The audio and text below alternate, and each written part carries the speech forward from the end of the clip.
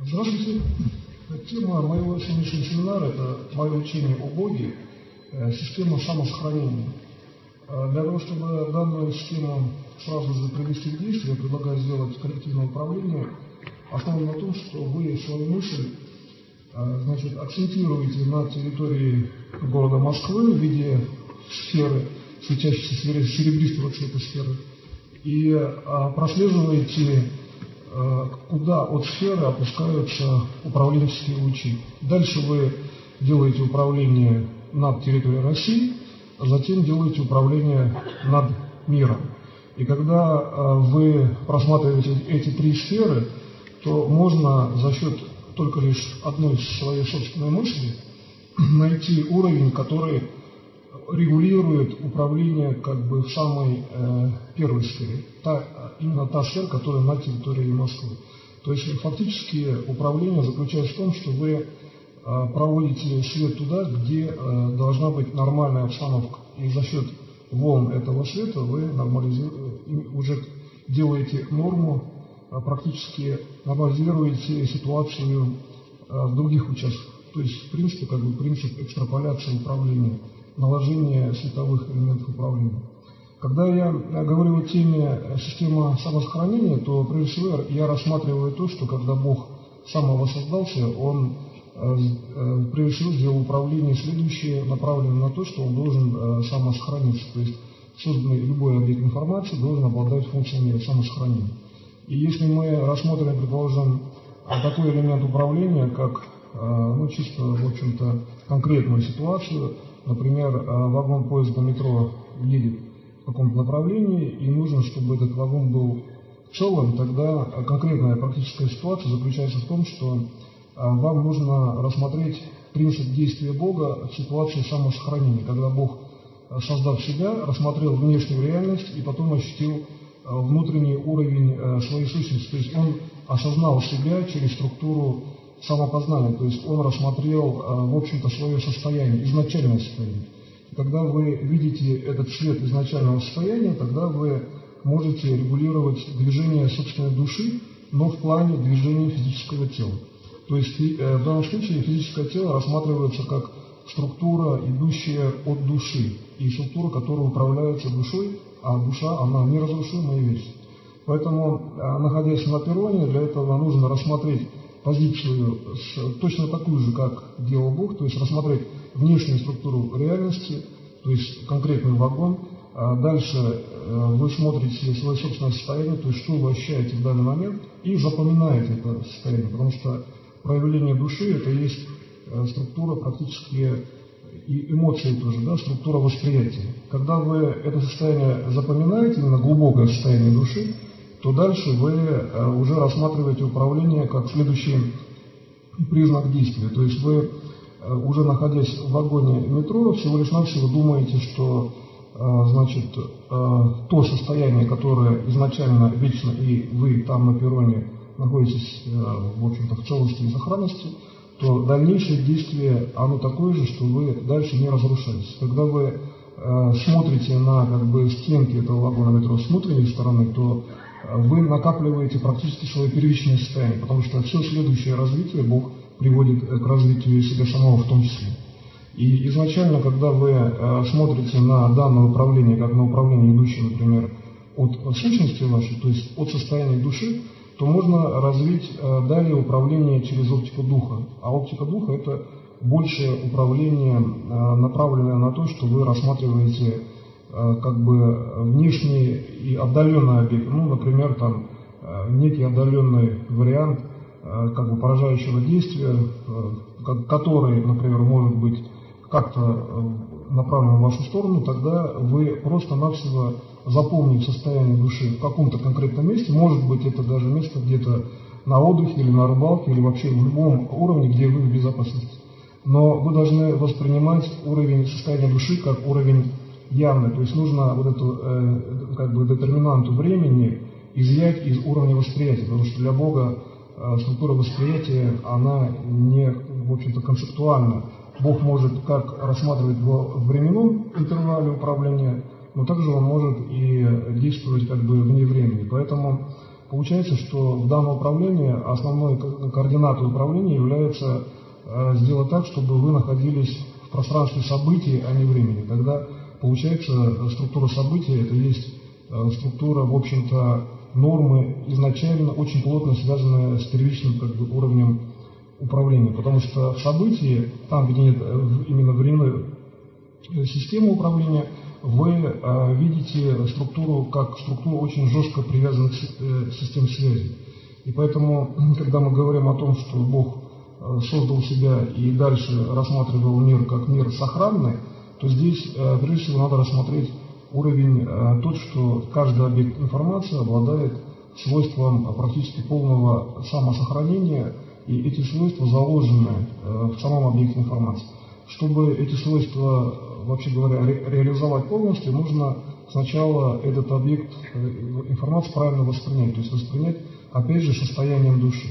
И когда вы уже это состояние переводите на управляющий уровень, то в качестве конкретной практики вот возьмите сейчас и просто сделайте управление душой на то, чтобы было, значит, в общем-то, реализована система, в данном случае такого типа, что вы должны воспринять состояние зала, то есть норма зала, например, да, и эту норму в виде света распространить в структуру как бы внешнюю. То есть сначала это, например, стенки данного зала, то есть дальше и так далее. То есть в данном случае мы рассматриваем ту систему, в общем-то, которая была реализована исходя из вашей души до того, как вы зашли сюда. То есть речь идет о том, что норма предшествующая должна реализоваться в норме текущей. То есть соединение внешнего времени и текущего времени – это есть элемент отсутствия времени на уровне восприятия. Вот когда вы воспринимаете время, оно же для вас не имеет, в общем-то, структуры как бы завязанной на пространстве. То есть можно, в общем-то, вспомнить, да, что там час назад вы где-то находились, но при этом, например, текущее время с точки зрения прошлого времени, это есть время просто как бы заложенное в виде экстраполяции мышления. Когда вы, например, начинаете так думать, то вокруг вас начинается свет управления, который вот как раз таки не имеет преград. То есть этот свет, он распространяется через стены данного здания, и при этом здание как бы существует вне событийной системы. То есть задача достаточно простая вот в этом выражении. Каким образом сделать так, чтобы здание было постоянно прочным и, например, конструкция бы не развалилась. Для этого нужно здание вынести вне системы событий. То есть Бог, когда создал весь внешний мир, Он же оставил систему управления у себя. И поэтому, когда мы, например, хотим сделать управление, идущее, например, ну, как бы к внешнему объекту, нужно сделать так, что сам объект не является предметом управления. И когда вы, например, делаете это за счет исключения детерминанта времени, то вы рассматриваете всю структуру в событийном элементе. Вот представьте состояние Бога, который создал весь внешний мир, и для него нужно выработать какую-то мысль по самосохранению. Он же сначала мир воспринял, он его сначала воспринимает. Это, в общем-то, достаточно спокойное состояние. Состояние восприятия – это состояние нормы, как бы внутренней нормы, и импульс, который идет к нему, регулирует его же собственное состояние. То есть получается, что Бог при создании в каждый импульс внешней информации заложил норму. И когда вы воспринимаете такую норму, то вы фактически как бы извне, да, строите купол, например, там, данного здания, вообще говоря, любого другого здания. Тогда получается, что если вы, например, норму, именно ту, которая была, например, сделана как первичная система управления, начинаете распространять на систему внешнюю, то норма восприятия, идущая от каждого объекта информации, это есть ваша внутренняя норма, то есть ваше внутреннее состояние в начальный момент создания всего мира, а также во все текущее время. То есть в данном случае, чтобы иметь общность управления, нужно выйти во все текущее время, что, кстати, сделать достаточно несложно, логически. Так устроена логика, что вы можете логически, в принципе, считать, что все текущее время это есть параметр как бы просто внешнего действия. Например, я считаю, что все текущее время это есть, предположим, буква А, да? Я беру и закладываю форму буквы А в все текущее время. И мне достаточно где-то на отдаленном участке сознания воспринимать, что в алфавите есть буква А, и я тогда делаю управление с учетом всего текущего времени. То есть параметр времени как бы практически нивелируется, если мы работаем через всю временную систему управления. И получается, что для того, чтобы исключить время, нужно контролировать все процессы во всем времени. Для этого вот и существует проявленный объект информации. Почему мир проявлен, например, в материальной основе, например, в виде физической объекта информации, потому что жесткая форма – это проявление как бы сверхконцентрации внешней информации. И получается, чтобы уравнять систему, значит, как бы несущей конструкции, да, систему физического тела, систему внешних объектов, чтобы не было разрушения, например, физического тела, пусть даже какой-то травмы или же внешних объектов информации, нужно, чтобы как бы концентрированные системы, то есть физически проявленные, они имели бы одинаковый статус, точно такой, как ваша мысль, которая желает, чтобы не было проблем. И получается, что вы приходите к действию Бога, где Бог заложил равенство между системой мышления и системой физического проявления реальности, потому что в данном случае можно достаточно просто рассмотреть вопрос следующего плана, что когда Бог, значит, делает какой-то объект, да, создает именно физически проявленный, то для него это в принципе то же самое действие, что и система мышления. То есть для Бога достаточно, получается, продумать какую-то ситуацию, она может реализоваться на физическом плане. Так вот, мы можем рассмотреть тогда такую простую задачу, в чем тогда отличие человека, да, от Бога, почему он, например, в каких-то ситуациях не продумывает полностью эту, например, информацию, которая у него, в общем-то, является управляющей. Но здесь дело заключается в том, что человек, когда воспринимает свое собственное физическое тело, он считает, что уровень его собственного восприятия – это есть как бы некое замедление. То есть тело как элемент источника, да, то есть он как бы концентрируется на начальном импульсе, за счет этого получает замедление в импульсе. Если тело не рассматривать как элемент замедления информации, а считать, что информация существует, вообще говоря, всюду и с одинаковой скоростью, то получается, что действие управляющее, оно в принципе точно такое же, как действие Бога по самосохранению. Для этого просто нужно тело рассматривать как элемент сверхбыстрого управления, причем во всей информации. Тогда вы уравниваете систему управления, например, своего тела и систему мышления, где вы ставите управление, что ваше тело находится в норме. Тогда получается, что вы переходите к структуре управления от своей души, где душа есть бесконечная и вечная структура, причем вечной жизни, реальной. Тогда получается, что как только вы тело вводите как бы в структуру собственной души, а душе придаете те же качества, что материальному объекту, то как бы тело начинает находиться в неком куполе, через который уже никакие другие явления, например, отрицательного плана разрушающего, практически не проходят. Почему я говорю слово «практически»? Потому что существует еще система управления через дух. И когда вы находитесь физическим телом, например, в куполе, да, так скажем, собственной души, неразрушимой, и создаете равные свойства, то дух имеет бесконечные свойства по присутствию, по уровню как бы внешнего управления. И получается, что вот сигнал, идущий на духовной основе из внешнего мира, затрагивая какие-то системы дестабилизации или разрушения, этот сигнал должен быть отфильтрован и, в общем-то, приведен в начальное состояние нормы. Получается, что, например, развитие духа в сторону нормирования – это есть как раз создание данной формы сигнала. Получается, мы в данном случае, так же, как делает Бог, должны совместить действия души и духа на уровне, например, безопасности вашего личного физического тела или безопасности структуры мышления, направленной на именно реализацию целостного как бы управления. В общем-то, здесь речь идет о том, что управление должно быть комплексным и охватывать практически все стороны управления, то есть более гармоничным, нежели, например, управление, в общем-то, например, то, которое не содержит уровня как бы самосохранения. То есть вот уровень максимальной гармонии – это в том числе уровень максимального самосохранения. Поэтому, когда мы рассматриваем, например, данное управление таким образом, мы должны найти, где Бог показал реализацию собственного духа и собственной души с точки зрения восприятия данной реализации через физическое тело человека.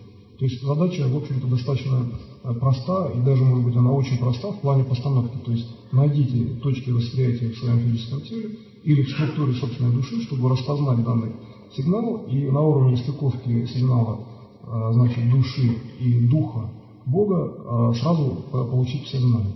Так вот, такой уровень, он, опять же, достаточно прост. Вот почему я говорю, что это просто. Дело в том, что это действительно просто. Вот макро-спасение, спасение от каких-то, в общем-то, даже, может быть, не макро-разрушительных ситуаций, часто очень простая конструкция, ну, причем она такая, что она дается человеку сразу. Человеку достаточно как бы в эту конструкцию войти своим сознанием. И получается, что почему я говорю, что достаточно просто изначально, потому что для Бога импульс самоспасения, самосохранения, он же первичный импульс, в том числе первичный, он самый простой, вообще говоря. Структура создания, структура изначального создания, вот где есть изначальное состояние вашей души, это есть самая простая структура для Бога, потому что Бог изначально создав вашу душу, дальше развивал весь внешний мир. Поэтому получается, что вы должны в данном случае стремиться к простоте восприятия сигнала. Когда вы видите данный физический сигнал очень простым, вы имеете самоспасение уже в пролонгированное время, ну, например, там, на несколько часов вперед. Если вы имеете этот сигнал, например, распространенный на будущее, там, где нет временной компонент, то вы получаете уже бесконечную линию, например, безопасного развития.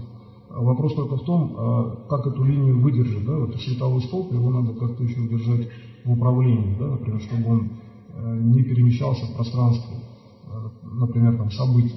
И тогда получается, что в данном случае именно временной аспект развития мира, то есть какие-то внешние события, это есть линия развития реальности именно в гармонии, и, в общем-то, изначально так задумано, что это безопасная система развития, потому что внешние нормальные события мира, предположим, звездное небо, некий вакуум, где есть нормы, которые, например, не сотрясаются, да, там, от взрывов и от всего прочего.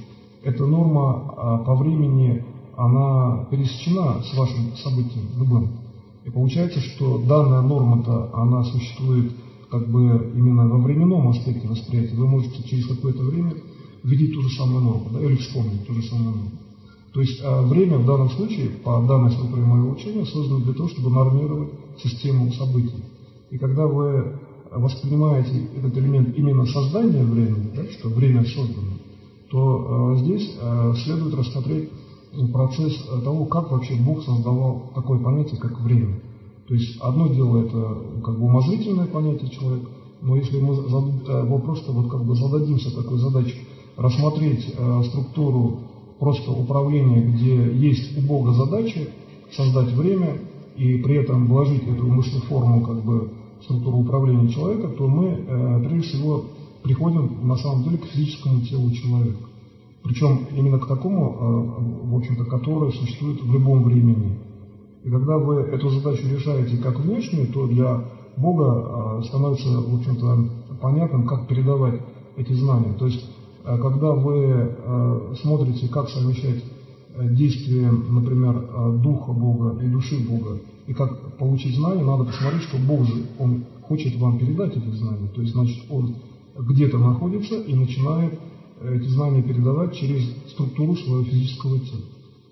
Для этого достаточно посмотреть на физическое тело любого другого человека и, восприняв целостность или там свое собственное физическое тело, да, как бы вспомнив, или любой сегмент своего тела, вспомнив, значит, мы имеем совершенно целостную конструкцию, бесконечное развитие данного физического тела. Стоит только вот состояние души, вот именно то состояние, которое изначально я привел как состояние, которое организовывает беспроблемное как бы ваше будущее в физическом теле.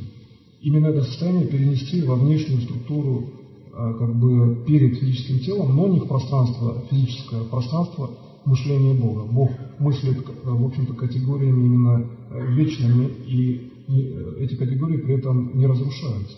То есть, получается, вы технологически просто переводите структуру состояния души, где свечение души организовывает, вообще говоря, норму вашему физическому телу, норму вашему духовному состоянию, вообще говоря, общую норму. И эту норму переносите в структуру мышления Бога.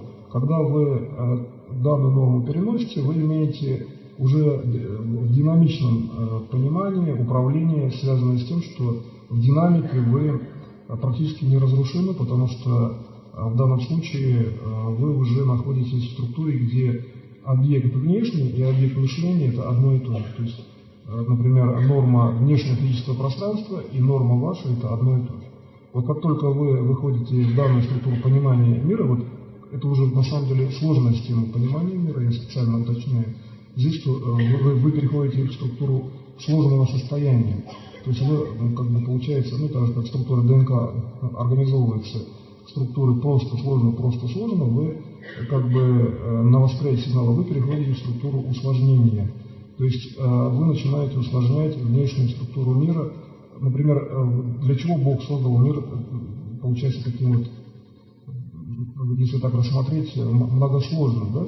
То есть здесь получается так, что разнообразный мир, который сделал Бог для того, чтобы мир был как бы развит именно, в общем-то, в бесконечное время, здесь структура управления упирается в то, что вы к этому приходите самостоятельно. То есть вам нужно разнообразие мира рассмотреть как структуру, в общем-то, своего личного действия. Зачем вам нужен сложный мир, да?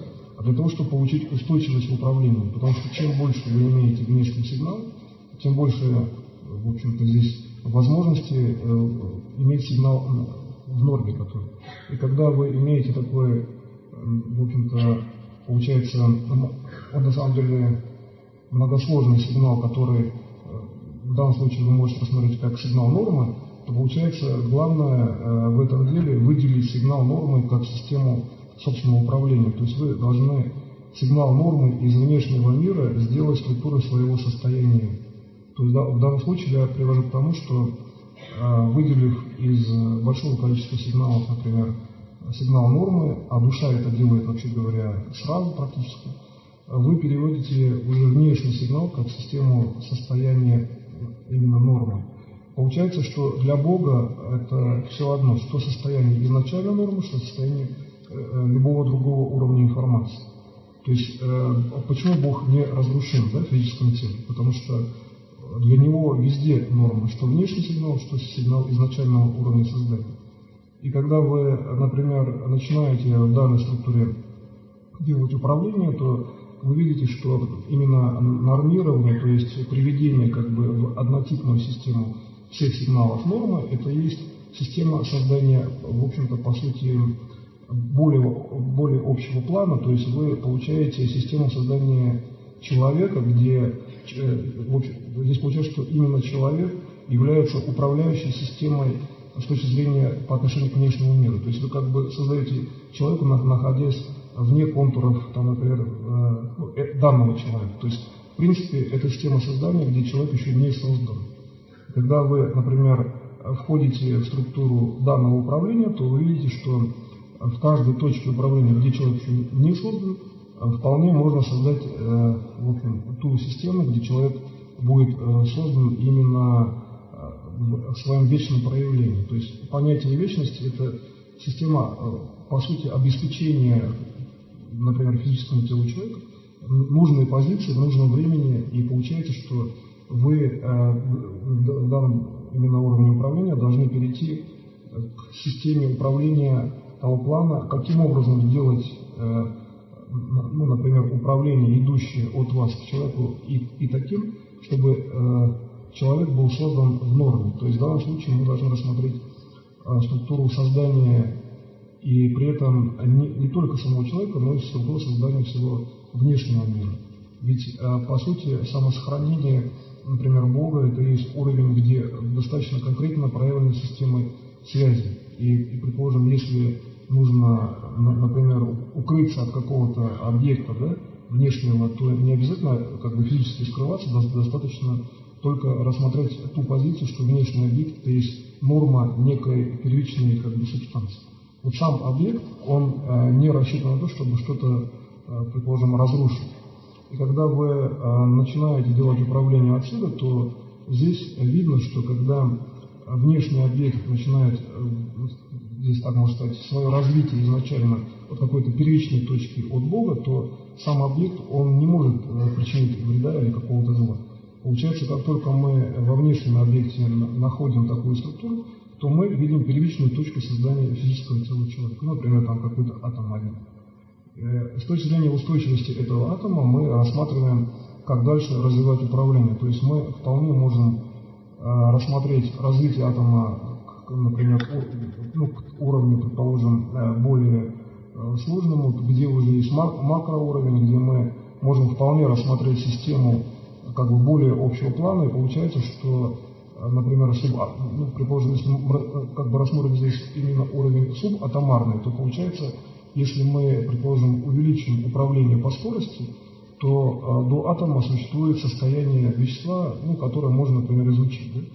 И изучая данное состояние, мы приходим к тому, что Бог дает знания там, где, опять же, его душа пересекается с его духом, где, вообще говоря, состояние вещества, оно не определено. Нам не обязательно знать, какой вообще уровень состояния вещества. Зачем нам изучать физику, если нам нужно сделать управление, например, по личному развитию.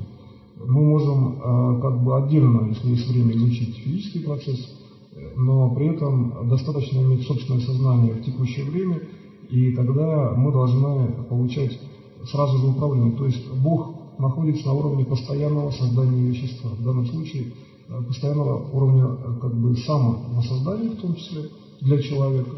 И поэтому передача именно знаний человеку, физическому человеку, где человек рассматривает управление как систему как бы макровосприятия, да, систему в том числе локального восприятия, здесь мы вполне можем увидеть следующий статус, что человек воспринимает практически всеми физическими телами, но при этом он больше воспринимает, в первую очередь воспринимает именно состоянием души, где есть норма всех внешних и внутренних событий. То есть практически мы можем сказать, что когда делается управление от человека, человек нормирует средством управления сначала себя и одновременно нормирует весь внешний мир. Получается, создание другого человека – это просто-навсего придание нормы, значит, в общем-то, всем объектам информации. Получается, что для нормирования всего мира Бог создал именно образ как бы по своему, в общем-то, подобию, где в данном случае здесь можно рассмотреть понятие подобия как именно понятие подобия по душе, в том числе, то есть и по духу. То есть в данном случае мы можем сказать, что душа человека и дух – это то же самое в действии спасения, что и душа человека и дух Бога. То есть мы можем рассмотреть действие духа Бога по отношению к человеку, то есть уровень передачи знаний, где Бог может передать знания человеку о макроспасении, да, или о личном спасении. И в данном случае мы вполне можем рассмотреть действие, направленное на человека от духа Бога. То есть достаточно рассмотреть дух Бога как элемент передачи знаний, как действующее звено, направленное от Бога. Мы можем там увидеть, что в динамике мир, он тоже не разрушен. И когда мы хотим здесь рассмотреть, как в таком неразрушенном мире Бог, вообще говоря, себя воспринимает, он же вечен, то есть ему, в принципе, получается, внешние какие-то проблемные события, они на него все равно не действуют, как бы, с точки зрения, например, там, как бы внешнего контроля.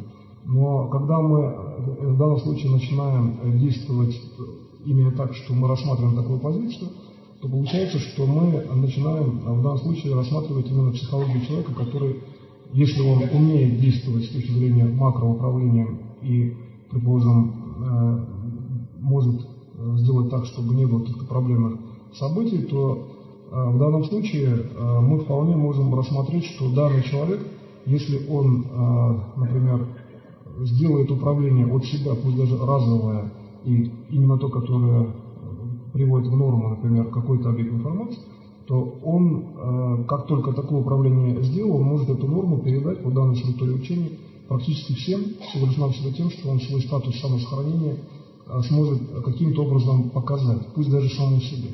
То есть в данном случае достаточно показать статус себе, ведь для Бога, если здесь рассмотреть сходный процесс мышления, Бог, воспринимая точно свои собственные действия, Он может точно определить путь дальнейшего своего развития, получается, с точки зрения человека. То есть, если поставить вопрос достаточно просто, человек хочет посмотреть, как Бог создает себе будущие события в плане именно самосохранения, то получается, что здесь Бог должен достаточно точно знать, вообще говоря, любое будущее событие, но не просто знать, а он должен еще связывать с предшествующим событием, то, что относится к структуре памяти, да, человека. И получается, что мы имеем дело с макромассивами, в общем, достаточно большими, где есть все с точки зрения прошлых событий и в том числе все, что касается конкретных будущих событий. То есть вот прошлые события – это весь объем информации прошлого, а будущие события – это все-таки должны быть события совершенно точные. И вот исходя из этого мы рассматриваем точное управление таким образом, что мы свет именно своего точного события, да, начинаем получать из будущего уровня уже к себе. То есть вот сейчас прям делаете такое управление. Нормальное событие светит в вашу сторону, и вы получаете норму здесь. Как только вы зафиксировали норму, например, на физическом теле, ну как волна, да, света, причем она внутренняя волна. А разница здесь в том, что самосохранение – это внутренняя волна, то есть она касается вас сразу и по основной сущности. Когда вы получаете данную внутреннюю волну, вы получаете структуру следующего действия, то есть следующее действие перед вами возникает в вашем восприятии, когда вы имеете статус полного уровня самосохранения. И действительно следующее действие может возникнуть в управлении, если, например, через секунду, да, в мире все нормально. То есть вы можете делать, когда статус зафиксирован. Получается, с этой точки зрения, самосохранение – это есть норма внешнего и внутреннего статуса. Поэтому сделайте следующее действие, то есть рассмотрите весь внешний мир, выделите какую-то норму, любую, и приведите свет сюда. Пусть будет ярче в этом зале. Да? И когда вы начинаете делать управление, идущее от света нормы, то получается, что вы фактически делаете так, как делает Бог, завязывая любые нормированные объекты друг с другом и пересекая их с теми объектами, где нормы нет. Предположим, вот есть какие-то проблемные действия, например, военные действия, но есть структуры рядом, где нет военных действий. И вот структура информации этих действий приводит, в том числе этих действий, приводит в норму какие-то регионы, где идут, например, военные действия. То есть вот структура перемешивания нормы с участками, где есть некие проблемы, это есть уровень создания еще большей системы внешнего мира. Вот еще почему Бог создал мир многообразным, потому что чем больше нормирующих объектов, тем меньше, значит, каких-то проблем локальных. То есть закон следующий: чем больше развит мир, тем меньше на самом деле в нем проблем. И когда вы здесь начинаете уже рассматривать развитие цивилизации с этой точки зрения, то достаточно в качестве, например, системы управления использовать даже то, что в мире происходит много каких-то, например, даже телефонных разговоров, то есть пространство информации достаточно ярко выражено просто логически. И вы можете из уровня от того, что разговоры же происходят, то есть есть некая формальная норма, да? Есть связь. Из многообразия событий выделить структуру управления по нормированию и получить норму уже физического события. То есть не обязательно норма это некое только, может так сказать, спокойное какое-то, только состояние где-то на берегу реки или там на рыбалке или в любом другом спокойном месте. Это есть норма, которая даже логически следует из большого количества событий. То есть чем больше вы событий выделяете в структуре своего восприятия, тем вы точнее можете нормировать свое собственное управление, да, свою собственную безопасность развития, в более пролонгированное время. И получается, что логически это так и есть. Чем вы больше осознаете все процессы реальности, тем вы точнее делаете управление. Таким образом, давайте сделаем уже следующее прикладное управление. То есть вот есть все телефонные разговоры, они же происходят, это есть некая заложенная норма. Да? Выделите свет нормы и приведите к реализации событий. При этом вы, кстати, поможете и тем, кто говорит, потому что свет вообще-то взаимно, там нет векторности. Так что сделайте такое управление, например, там секунду, а потом любые другие типы управления. Я поработаю вместе с вами. Когда вы делаете внешнее управление к себе, старайтесь работать спокойнее. То есть я вот в первой части лекции несколько ускорял определенные управляющие действия. старайтесь делать сейчас спокойное управление, то есть весь внешний мир дает именно внутреннее спокойствие. То есть вот задача внутреннего спокойствия – это есть структура создания управления, идущего от внешнего мира, потому что Бог, Он взаимодействует с внешним миром таким образом, что Он соединил с ним практически неразрывные связи с точки зрения человека. То есть для Бога внешний мир – это есть в том числе Его собственное действие, да, Его собственная структура создания. Поэтому старайтесь в данном случае видеть внешнее управление, как бы внешний мир, который спокоен. Да?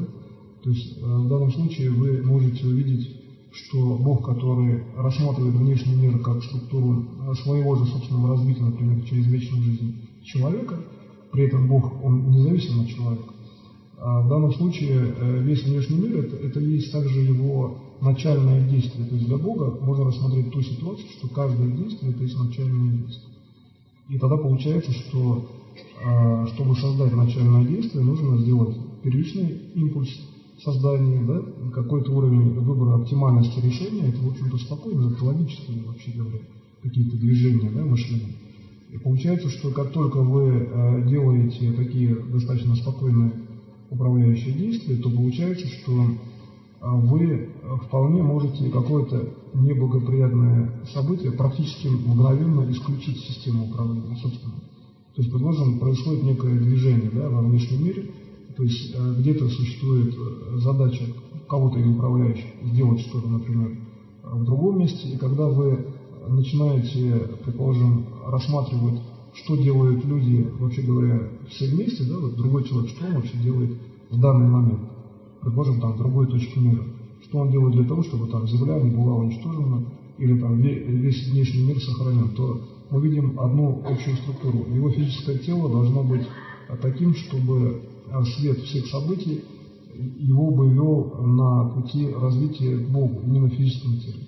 То есть путь его развития, вот эти вот системы мышления, они практически проявлены в том, что вы видите лучи, идущие, например, от всех внешних элементов мира. Вот присмотритесь ко всем внешним элементам мира сейчас.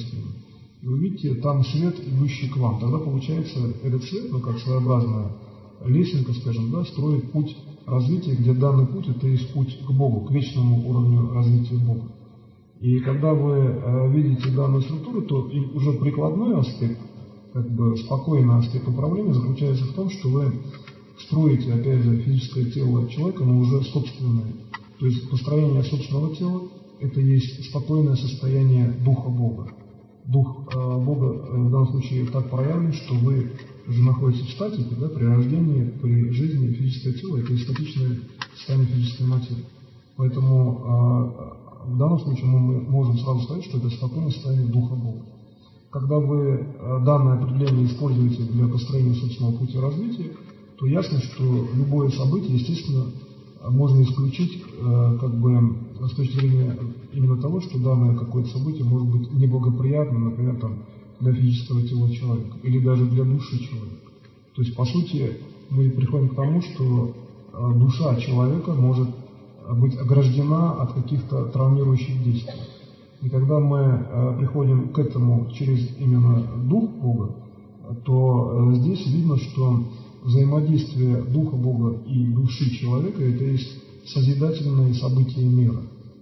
И в этом случае и душа строит созидательные системы, и Бог дает путь к построению. И когда мы начинаем анализировать и думать, а где вообще вот эти как бы микрокрупинки построения, да, как вообще Бог стыкует какие-то информативные системы, как Он их складывает, чтобы создать благоприятные события. Ну, просто возьмем и зададимся таким вопросом, чтобы присмотреться к этой системе реальности и посмотреть, откуда Он берет вот эту информацию, как вообще строит каждый элемент мира. То получается, что наше знание, наше видение – это есть то, что мы смотрим из души.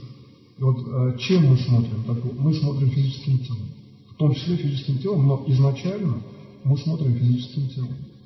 И когда вы видите это зрение физического тела, то вы уже точно находитесь в системе полного самосохранения. То есть вы находитесь в безопасности, потому что когда человек видит такими глазами, он видит только гармоничную реальность. Именно ту, в общем-то, по сути, где управление, идущее в бесконечность, это есть уровень, который контролируется здесь и сейчас.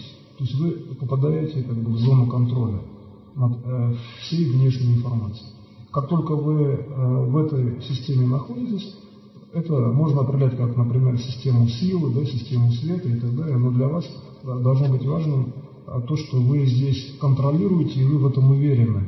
Вот, контролирующий сигнал, в котором вы уверены, это и есть состояние физического тела, прежде всего. Именно физическое тело – это есть детектор, который воспринимает данное состояние. И восприятие производится, предположим, какими-то отделами физического тела, но прежде всего тем уровнем, где душа соприкасается с физическим телом. Вот, например, вопрос такой достаточно часто в детстве особенно стоит, а где душа человека, да, например, именно в физическом теле. Так вот этот вопрос, он достаточно вопрос не праздный, по сути, с точки зрения самосохранения, потому что стоит только определить прикосновение души человека к его физическому телу, правильно определить, да, с точки зрения самосохранения, и человек на самом деле действительно самосохранен. И когда он, например, зрением духа человек видит эту точку в себе, то есть он духовно осознает, как вы сейчас видите, я все время даю понятие достаточно обобщенно, не указывая по возможности места. Но дело в том, что место вы видите уже внутренним зрением именно тем, которое существует там. Таким образом, вы начинаете воспринимать структуру уже сознания, именно ту структуру, в общем-то, ту, которую вы рассматриваете как структуру, идущую из какого-то конкретного органа. То есть душа создала какой-то орган, да, клетку какую-то вашу, здоровую клетку, и отсюда вы смотрите. Получается, что внешнее зрение, оно такое же разумное, как и ваше, да? То есть зрение, идущее от клетки, имеет ту же, в общем-то, функцию разума, что вы воспринимаете данную клетку. Опять же, принцип как бы равенства информации, любой информации, любого импульса информации. Тогда получается, что формально вы же можете определить так же, как при построении человека, так же, как при создании человека или там при определении какого-то пути человека, другому человеку имеется в виду, вы можете также дать определенную как бы команду, да, с своей клеткой с точки зрения равенства объектов информации. Но здесь очень просто, по аналогии с тем, как делает уже как бы следственный уровень действия Бога, какие-то вот системы социальные, любые личностные, например, идет человек, и вы хотите ему помочь, дать какую-то рекомендацию, вы просто, например, говорите, да, словами, то здесь получается, что существует еще этика, чтобы он еще спросил у вас вообще. Получается, что когда Бог дает знания, нужно как-то сформулировать элемент просьбы. Если, предположим, человек очень занят, или он, например, больше занимается своими делами, и Бог как бы явно не обращается с какой-то проблемой, то получается, что должен быть открытым канал, который все время дает возможность Богу определять его следующий путь. Вот то, из чего строится будущая реальность, это то, что дает Бог вам и как вы вообще к этому открыты. То есть Бог же строит, вообще говоря, в согласии с вами будущую реальность. Единственное, чего он не дает, это разрушение, по сути. То есть вы можете воспринять, значит, эту реальность и спокойно развиваться там вечное количество лет. Но если, например, вопрос стоит о том, что через, например, 100 лет существует такое бытует мнение, и такова реальность сейчас, что люди могут иметь какие-то существенные проблемы из-за, например, процессов старения, да, то здесь, чтобы исключить данную точку зрения и развиваться одновременно, повышая уровень всего мира, достаточно знания, именно те, где Бог передает знания вам о вечном развитии, просто передать всем сразу своим личным действием. То есть здесь получается, что элементом управления является ваше действие, то есть содействие задачам Бога. И вот это вот содействие, это есть то, что вы организуете своим личным действием. Почему, например, человек полностью созданный Богом, а при этом полностью свободен? Потому что это и есть содействие. Там нет понятия жесткой зависимости, да, первичной и следующей зависимости. Так вот, в этом анализе, чтобы не было разрушения, нужно сделать так, чтобы элемент вашего управления был направлен на вечное развитие уже Бога. Вот имейте в виду, что здесь уже принципиально такой достаточно усложненный, по сути, момент, сделать управление, направленное на вечное развитие Бога. Потому что ведь если есть равенство объектной информации, то Бог, делая это действие по отношению к вам, соответственно, может иметь возможность получить такое действие по отношению к себе. И получается, что когда это действие происходит, то вы тем самым учитесь пути Бога. По логике вы же, чтобы дать структуру вечного развития Богу, вы должны самостоятельно знать вообще, что есть в принципе вечное развитие с точки зрения Бога вот, для вас. Но в этом случае уже вырисовывается логический факт, как бы уровень именно как бы логическая фаза, даже больше здесь можно сказать, именно фаза, где есть связь между структурой сознания Бога и вашим сознанием. И здесь в данном случае, опять же, элементом управления является именно спокойствие, то есть спокойное состояние, где в спокойном уровне совмещены структура Духа Бога и вашего Духа. Именно спокойное состояние Духа – это есть то, где есть управление, идущее от спокойствия. И дальше мы начинаем рассматривать уже следующий уровень. Вот если есть некое неспокойствие, например, проблема часто связывается с неспокойным естественным состоянием. И вообще говоря, любая какая-то существенная проблема – это неспокойное состояние. Так вот, если мы начинаем здесь именно этот оптический уровень реализовывать таким образом, что вы видите какое-то неспокойное состояние внешней среды, то получается, что данное состояние нужно как бы сгармонизировать просто со своим собственным, то есть уже спокойным состоянием. То есть вы должны по логике весь следующий путь свой, например, там, в течение дня или в течение 100 лет или до бесконечного времени развития. Понятие до бесконечного значит, что просто бесконечный уровень развития. Потому что понятие до это как бы некое окончание. Да?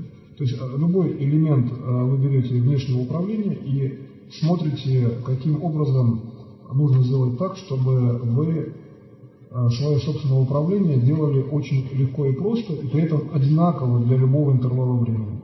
Ведь для Бога, в общем-то, без разницы, какой интервал времени.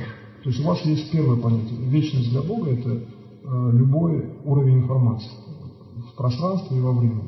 И когда вы начинаете так анализировать, вы вполне можете видеть, что идущий от вас свет – это есть тот свет, который идет к вам от Бога. То есть вы начинаете видеть путь знаний, да, именно те знания, которые идут к вам конкретно от Бога для какого-то конкретного действия. То есть, и что эти знания именно от Бога, это надо еще ощутить духом. То есть дух тоже может иметь ощущение.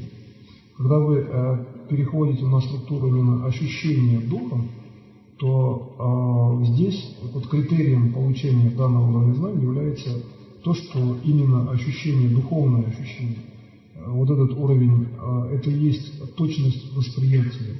Потому что для духа вот какие-то вот точные термины, там, например, дух строго воспринимает, это уже и состояние Бога. А вот ощущение духа – это и есть состояние, которое ближе к состоянию человека. И когда вы начинаете работать в тех состояниях, где состояние Бога и состояние человека – это, в общем-то, сходное состояние, да, вот ощущение духа – это некий свет и точное состояние духа Бога. Свет начинает перемешиваться, и вы видите, как начинает организовываться ваша собственная душа в плане именно вечного развития. Вот как только вы начинаете видеть данный элемент, но здесь надо учесть, что вы видите с точки зрения просто восприятия, да, вот как бы логической структуры сознания. Тем не менее, вы можете видеть, как устроено сознание с точки зрения неразрушимости. Когда логические действия приводят к тому, что вы совершаете какие-то логические действия, причем те, которые вам нужны. Речь не идет о том, что вы там чего-то избегаете, вы просто делаете свою конкретную работу, при этом часто бывает, что она совершенно однозначна, и от нее нельзя уйти, да, какой-то конкретной работы. То есть вы ее делаете, и при этом вы неразрушимы. И здесь вот я уже показал, как организовывается логический статус сознания, который неразрушим. И свечение данного логического статуса на ваше физическое тело вам нужно куда-то ехать, вы туда и едете. И при этом 100%, что с вами ничего не произойдет. Потому что в логику заложен путь, и свечение данной структуры логики дает норму пути. То есть связь мышления вашего с каким-то физическим явлением, так как у Бога. Бог и мыслит, и одновременно создает физические явления. И когда вы начинаете такими уровнями воспринимать информацию, то в принципе следующая система управления, идущая уже получается к вам от внешней реальности, это уже реальность все более сбалансированная. Ведь с точки зрения, например, просто если рассмотреть мир как систему управления, да, как бы в том числе внешнего, внутреннего управления, то получается, что вы приобретаете больше опыта. И в данном случае внешняя система становится все более управляемой. То есть логически должно так происходить, что вы чем больше работаете, тем меньше у вас внешних и внутренних проблем, по сути. И когда вы начинаете, например, рассматривать какие-то явления реальности именно того плана, что все-таки где-то в мире что-то происходит, то как раз таки вот по моему учению, в данной структуре учения, получается, что мы должны обязательно сделать так, чтобы ни в одной структуре не происходило каких-то проблемных действий, потому что внешнее, как бы, все-таки проблемное действие, или пусть даже восприятие ваше этого проблемного действия, или просто даже восприятие какого-то действия как проблемы, хотя, может быть, с точки зрения внешней это есть норма, это все равно не сбалансированная система управления. Получается, что в данном случае система может вечно развиваться, иметь точные критерии развития, в том случае, если вы можете нормировать восприятие у другого человека, но своими действиями по созиданию. То есть, так как доступа к другому человеку с точки зрения Бога и вообще реально нет, потому что Бог каждого создал совершенно независимо, и только Бог имеет реальный доступ к человеку, то вы можете только своими собственными действиями показать, как можно, например, другому человеку спастись, если вы, например, какие-то свои знания сможете передать, и чем быстрее, тем лучше. Почему вот я все-таки стараюсь все время акцентировать внимание, периодически это делаю достаточно часто, в том плане, чтобы по возможности знания именно по макроспасению, по именно действию через управление, через макроспасение, то есть через спасение всех, все-таки совершать как можно больше и передавать как можно чаще эти знания, как можно шире, потому что в данном случае мы имеем дело с тем эффектом, что вот внешний свет событий, кроме того, что существует изначальный уровень, именно тот, что каждому человеку нужно делать добро изначально, то есть изначально созданное Богом. Бог создал структуру добра в том числе, как структуру организации души. То есть если мы, например, начинаем думать о том, как Бог создал душу человека, то там есть уровень естественный, как вот реки естественно текут, также должно и в естественном уровне быть передано знание именно вечного развития. Поэтому получается, что естественно нужно передавать знания сразу. А когда речь идет о том, что мы хотим эти знания как-то более в логическую форму оформить и передать в более таком более что ли быстро реализуемом варианте, то получается, что вы вполне можете видеть, что вот именно логический статус знания, то, что вы можете осознать на логике, это есть то звено, то есть тот уровень, та сфера, именно та, через которую можно сделать именно макроуправление, передавая, вообще говоря, знания даже одному человеку.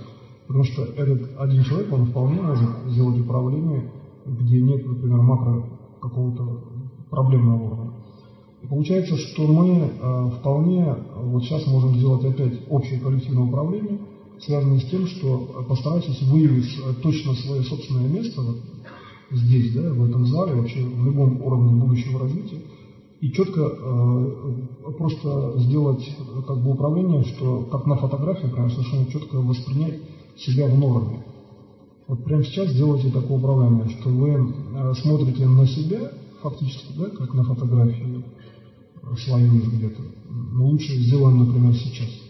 Так, и при этом вы все время в норме. Вот постарайтесь это восприятие объединить. То есть делайте так, что вы воспринимаете себя в норме, и теперь определите место, вообще говоря, где вы себя воспринимаете, то есть в каком месте, возле физического тела, например, да? Как только вы начинаете себя воспринимать, посмотрите, каким фрагментом сознания вы себя воспринимаете. То есть следующий уровень, какой конкретный участок сознания, где он находится и чем вы воспринимаете даже с точки зрения этого участка. Как бы разделите механизм действия на элементарных их составляющих.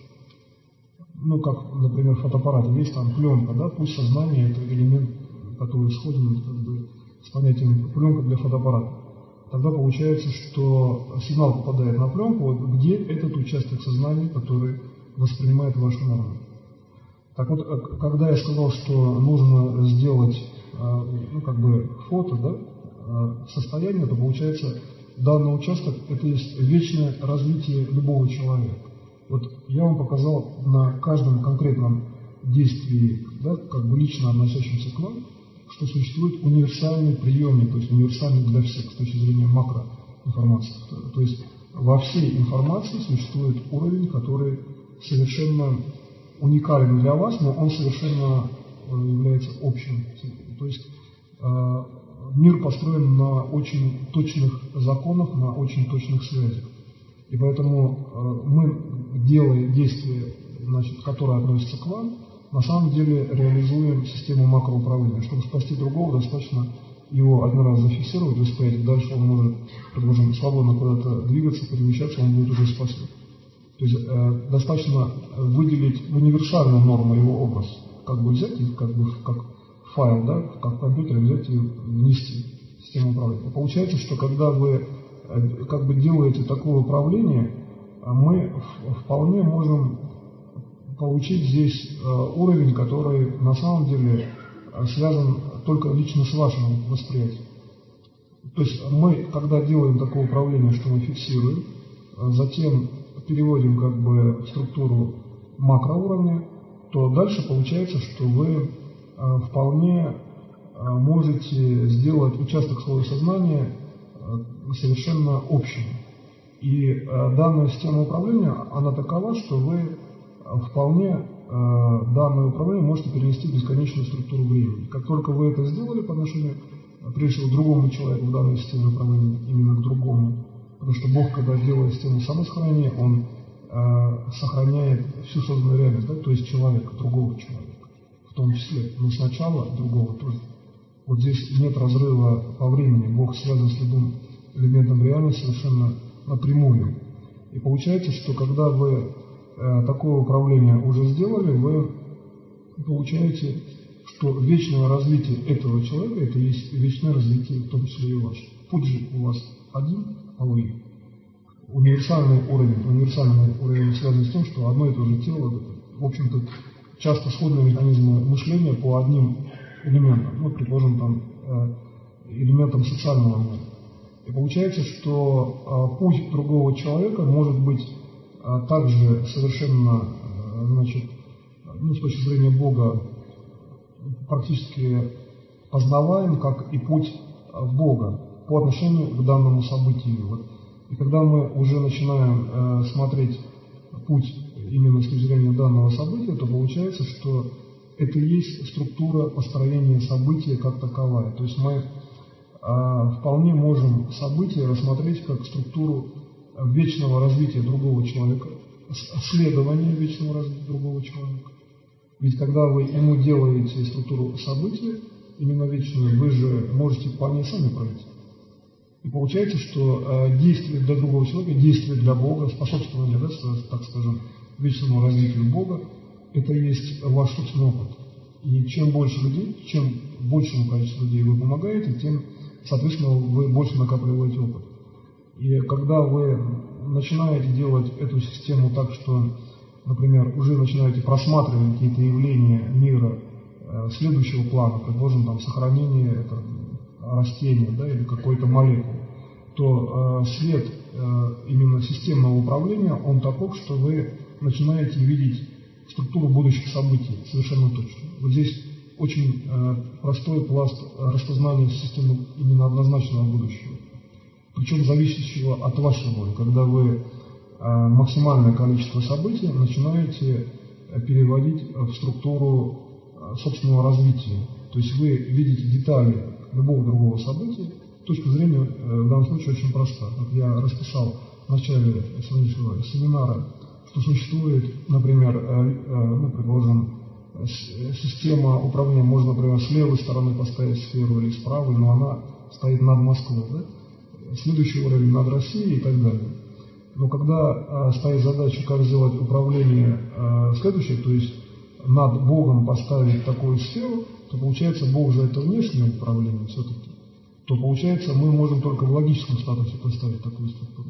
Когда мы ставим эту структуру в логическом статусе, мы на самом деле попадаем, опять же, во внешнюю, созданную Богом структуру управления. То есть неразрывность связи Бог-человек, в данном случае это видно на уровне просто мышления, но мышления души. Вот я сейчас привел фрагмент мышления, практически логический статус мышления, но мышление, где реализуется больше оптический статус души. И вот постарайтесь осуществлять следующий тренинг управления. Фактически он выглядит именно как тренинговый уровень, но там единственное, в чем разница, там нет понятия, как бы, где управления нет. То есть нельзя делать тренинг вне реального управления. То есть можно делать управление душой, можно делать управление духом, сознанием, например, да? Но при этом уровень накопления знаний – это есть ваше физическое тело и любое ваше следующее действие. И когда вы начинаете этот уровень видеть, то есть проекцию света того, что вы достигаете следующего действия достаточно оптимально, например, да? То есть вы достигаете, например, его быстро. Например, нам нужно сделать так, чтобы не было макроразрушения мира, мы хотим знать результат сейчас, нам нужно знать вообще, как выглядит эта информация. То есть мир не разрушен, мы хотим знать, как оно выглядит, эта информация. Тогда мы должны эту информацию, вообще говоря, взять и как бы привлечь сначала к уровню по логике восприятия сердцем, но при этом при всем сердце должно быть как бы внутри души. То есть вы в данном случае должны увидеть физическое сердце, но внутри души. Когда вы это видите, вы видите, что ваше сердце практически оно неразрушимо в любом времени, но при этом вокруг сердца есть ваша душа в реальном уровне. То есть вот что душа конкретно вокруг сердца – это специальный уровень знания. Это уже мышление физическим телом. Потому что когда я говорю о мышлении, например, душой, то как бы фрагмент тела или там просто физическое тело – это внешнее управление. Вот Бог так перемешал, как бы, да, ну в кавычках, конечно, систему управления, что в каждом объекте есть управляющая система над любым другим объектом в плане вечного развития другого объекта. И таким образом мы приходим к такому пониманию мира, что по сути это внешний объект управления, он таков, что если как бы есть система, ну как бы изначально она рассчитана как система, например, деструкции, разрушения, то в этой системе тоже есть свойства, которые изначально, с точки зрения изначальной мысли Бога о вечном развитии, эта система, она такова, что здесь нет разрушения. То есть достаточно как бы расшифровать, да, или просто увидеть в этой системе норму, и все, вы спокойно ею пользуетесь, как бы, да, она реализуется. Например, вы идете где-то какой-то двор темный, и вы думаете, вот какие могут быть здесь события. С точки зрения нормы, когда вы имеете внутреннюю норму, все равно будет норма, без разницы, хоть там 10 таких дворов или что-то в этом роде. То есть любое событие является нормальным, если вы изначально задействуете именно элемент как бы вычленения нормы из внешней реальности.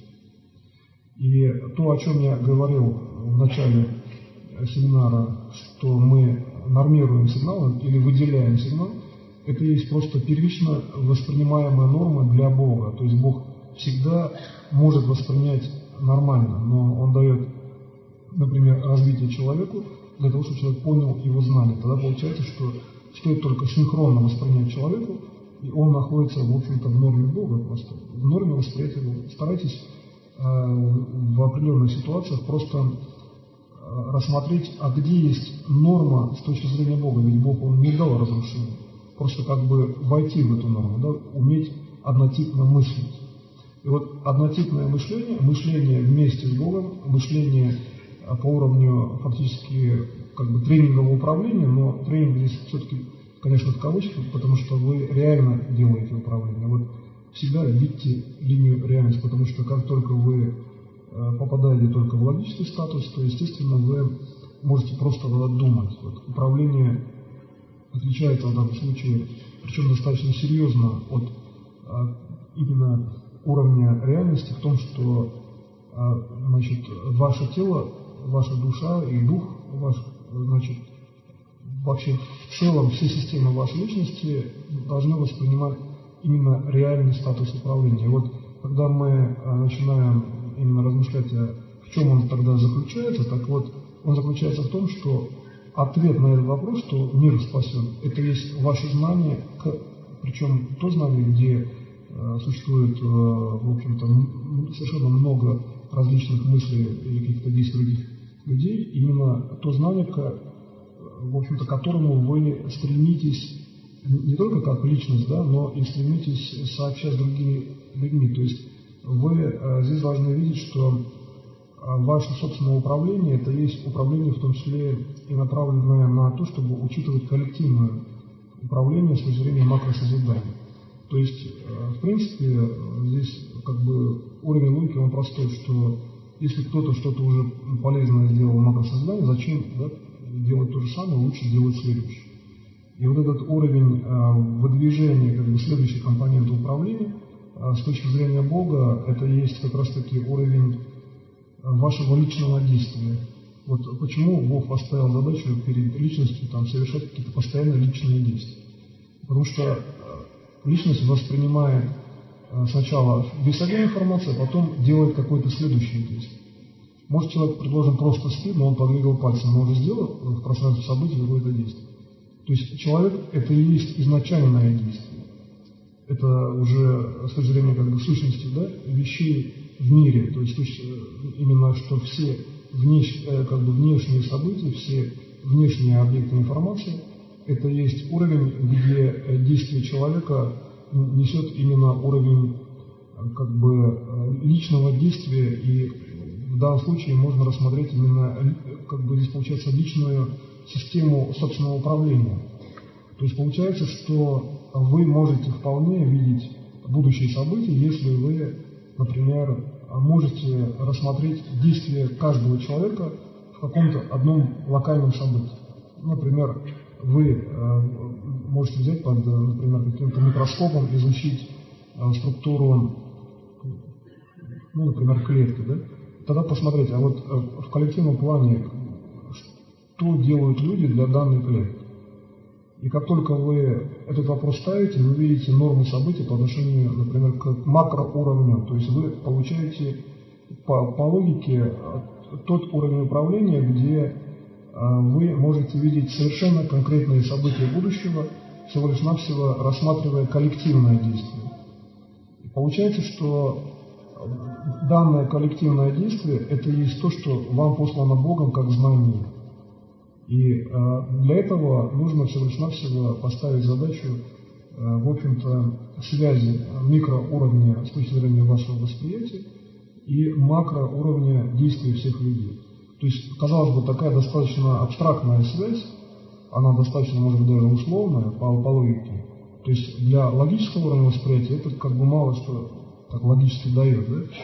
Я, например, беру, акцентирую внимание на каком-то как бы микроуровне, и при этом я получаю пользу от того, что я знаю будущее конкретно, например, там, свое или любого другого человека, но через коллективное действие всех людей. То есть как это вообще связать? Так вот, это и есть структура построения мира, реальности. То есть, когда я рассматривал процесс в том плане, что когда вы видите какой-то элемент, как вообще Бог создает реальность, так вот, это один из уровней построения реальности, но я его показал практически. Постарайтесь это увидеть именно как практический показ, то есть, ну, как бы на опыте, да? Значит, именно так посмотреть, не с точки зрения даже словесного объяснения, а вот я его показал. И сделайте то же самое управление. Выберите любой элемент управления, какой-то, пусть микро, пусть макро, и через него, через коллективную систему управления, посмотрите на будущее, но на свои светлые, то есть там, где все события нормальные. А также посмотрите на будущее всех людей. То есть вот сейчас делаете это управление, я поработаю вместе с вами. И потом постарайтесь увидеть будущее каждого человека явно. То есть, когда я сказал увидеть будущее всех людей, я имел в виду именно это, конкретно каждого человека, воспринять как бы единым светлым импульсом собственной души, то есть вот цвет души, волна души идет, и если чье-то будущее не определено, там начинается вибрация. Ну, то есть человек как бы выходит из уровня, где у него нормированные события, то есть тогда ему нужны знания, да, в этом месте. То есть вместо как бы проблемы, возможно, совершенно четко можно получать с этой точки зрения увидеть, когда вы все-таки смотрите на каждого человека одновременно. Точка зрения Бога. Бог, он же вынужден видеть всех, да, потому что он так устроен. То есть это его естественное состояние. И когда вы, например, с этой точки зрения рассматриваете не то, что как бы его, да, личный импульс, направлен на то, чтобы видеть людей, но он все время видит людей, это для него норма. И получается, что с этой точки зрения это состояние, с точки зрения логики человека, это вынужденное состояние. А тогда получается как бы в таком, ну как бы состоянии, зависящем, да, от собственной системы развития, как вообще тогда Богу иметь свободу собственной воли, получается. То есть он всех видит, все ему известно, а тогда где его дальнейшая воля с точки зрения, ну, как бы, свободы действия, да, например. Так вот, свобода действия – это и есть действие конкретного человека. То есть, как только человек определяет структуру личного выбора, то получается, свобода человека – это и есть свобода Бога в этой выборе. И когда мы начинаем здесь делать управление с точки зрения, например, вечного развития, то здесь достаточно видеть Бога, например, ну, в том плане, как вот Бог находится среди людей, да? То есть почему Бог находится среди людей? А потому что Он же свободен, Он вполне может находиться, когда захочет, среди людей. Тогда получается, что передача знаний от Бога к человеку – это достаточно простой путь. Человек каждый может познать. Здесь как бы тайн-то на самом деле не будет. Так вот, следующим элементом построения реальности это является именно человеческий подход, то есть уровень, идущий от человека. И когда знание Бога передает один человек другому, это тоже следующий уровень развития. Тогда получается, что именно уровень состояния, где вечный Бог, знающий все и все воспринимающий, это есть уровень развития конкретного человека, задача развития конкретного человека с точки зрения вечного развития. Ну, то есть сделать, с точки зрения как бы абстрактного знания, сделать систему подобной. Тогда получается, что он не одинок, то есть у него есть система как бы внешнего развития и так далее. И вот постарайтесь с этой точки зрения просто перевести вот как бы внешнее управление нормы на то, чтобы вы имели норму везде.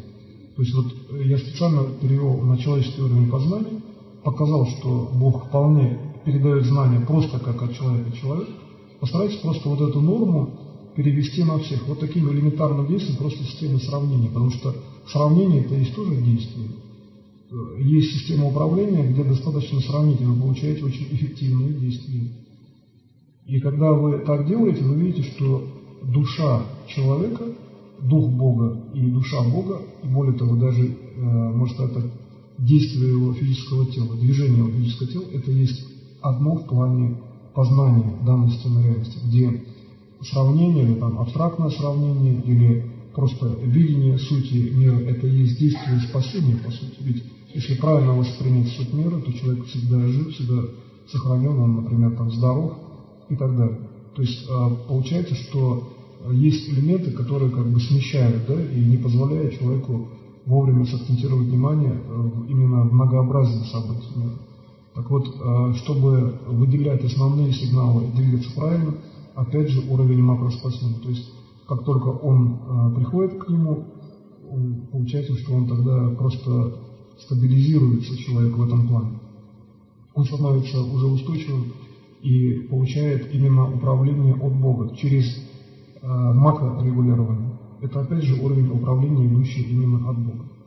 И когда вы начинаете действовать таким образом, то посмотрите, что, например, уровень организации собственного тела, вот именно в бесконечном развитии, уровень помощи, например, другим людям, уровень, где вы сможете, например, сделать управление, идущее как от вас, так, например, и от Бога, да, то есть вы можете как бы подключиться к управлению Бога, то есть просто послать ему просьбу, чтобы он где-то там поуправлял. Вот имейте в виду, что именно уровень самосохранения с точки зрения моего учения о Боге, он как раз именно подразумевает то, что вполне можно обращаться таким образом, что самосохранение для Бога – это есть самосохранение, вообще говоря, любого человека.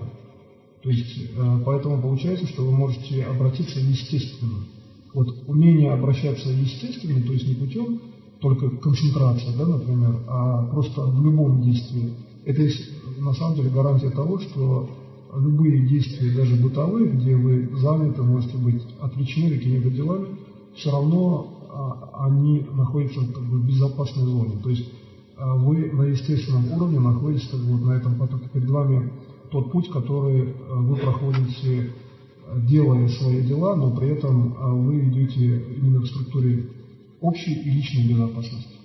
И когда вы, например, начинаете здесь смотреть, а вот, ну, например, что конкретно вам нужно для того, чтобы сделать управление, то можно, конечно, брать там какую-то логическую мысль и делать управление, но часто желательно просто встать на этот путь, и этот путь, он, ну, как бы, например, сравним с таким явлением, как просто движение, там, значит, просто на каком-то устройстве, да, например, на просто каком-то, может быть, механическом устройстве, то есть вы двигаетесь, и это устройство, оно как бы просто вас двигает в структуру именно устойчивого развития. То есть вы должны ощутить определенную платформу, где есть движение, идущее и от Бога, и от вас. То есть вы должны увидеть как бы эту систему, значит, причем так, что по возможности увидеть ее сначала душой, то есть вот здесь есть техника управления, затем сознанием, а потом уже структурой собственного духа. То есть по логике, чтобы человек был просто в безопасной зоне развития собственного, достаточно сначала зафиксировать оптику собственной души, то есть выделить, просто взять и сконцентрировать внимание на именно оптической фазе собственной души. Затем перейти к структуре собственного духа. И когда вы видите дух как бы более, что ли, рассеянное свечение, то вы видите, как организовывается ваше сознание, где есть норма, по сути, вашего собственного развития. То есть вы видите, что ваше развитие совершенно практически как бы в нормальном варианте, но с точки зрения организованной логики. То есть вы вполне можете здесь увидеть, что дух и душа создают норму сознания. И когда вы начинаете действовать именно от вечных компонентов управления, да, что мы рассматриваем с точки зрения души и духа, то получается, что сознание создано таким образом, это вполне точный инструмент дальнейшего управления. Ведь когда мы создаем структуру сознания просто из внешних событий, это одна структура управления. Если мы видим, как сознание создается через работу души и духа, то получается, это ваша собственная работа, это уже уровень полного контроля управления. И когда вы начинаете совмещать внешние события таким образом, что уровень собственного сознания на полном уровне контроля и потом уже внешние события, то вы видите, что вы делаете ту же самую работу, как делает Бог, создавая внешние именно устойчивые системы управления, где уровень сознания – это уровень, который вы создали сами, и внешний уровень – это есть совмещение как бы с первичным уровнем. Тогда вы получаете совершенно устойчивую фазу управления. И постарайтесь, когда вы достигаете такого точного, фактически это точное управление, как только вы его достигаете, постарайтесь зафиксировать над уровнем, где событие должно быть положительным, то есть именно тем событием, которое хотите лично вы. На этом я заканчиваю свой семинар. Спасибо за внимание.